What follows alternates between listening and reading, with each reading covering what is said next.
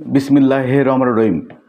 পবিত্র মাহে রমজানে প্রত্যেকে শুভেচ্ছা জানিয়ে দুই একটি কথা বলার চেষ্টা করি। বিশেষ করে আজকে নতুন একটি বিষয় খুব সাহসের সঙ্গে আপনাদের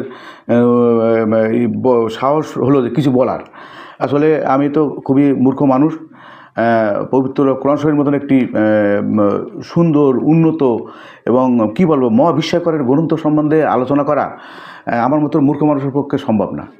তারপরে আমি পবিত্র কোরআন শরীফ আরবি সম্বন্ধে আরবি গ্রামার সম্বন্ধে খুব ভালো আমার ধারণা না থাকার কারণে আমি বাংলা অনুবাদ একটি বই কিনেছিলাম বেশ কিছুদিন আগে, এবং আমি সেই অনুবাদটা প্রকৃত পড়ার চেষ্টা করি।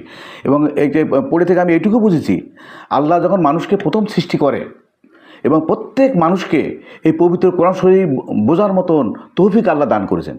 এবং আমি মূর্খ মানুষ, আমি পড়লে কিন্তু টুকটাক আমি মোটামুটি ভালোই বুঝি। এবং আমি অনুরোধ করব আপনারা প্রত্যেকে বাড়িতে পবিত্র কোরআন শরীফ বাংলা অনুবাদ একটা কিনবেন। যেমন আমার কাছে দুটো বই আছে, কিন্তু আমার ইসলামী ফাউন্ডেশনের একটা অনুবাদ আছে, এবং ইসলামী ফাউন্ডেশনের অনুবাদের এটা হচ্ছে আপনার ইসলামী ফাউন্ডেশনের অনুবাদে কিন্তু দেখলাম আমি কিন্তু কোনো বিজ্ঞাপন করতেছি না।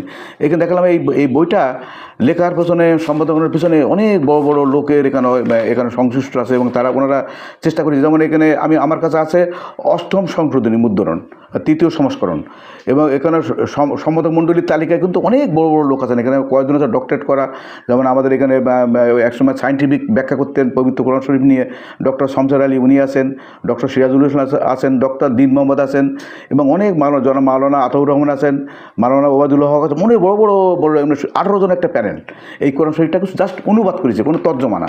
এবং আমরা যদি আরও দেখি যে এখানে সপ্তম মুদ্রণের দ্বিতীয় সংস্করণ সম্পাদক মণ্ডলী তালিকা আবার কেন আছে, এখানে আছে 19 জন। এখানেও আছে যেমন অনেক ডক্টর A.K.M.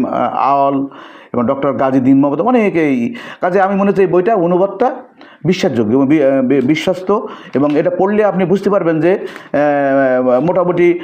মোটামুটি বইটা সুন্দরভাবে শুধু অনুবাদটা করে, কোনো তর্জমা নেই, ব্যাখ্যা নেই, শুধু অনুবাদ আছে।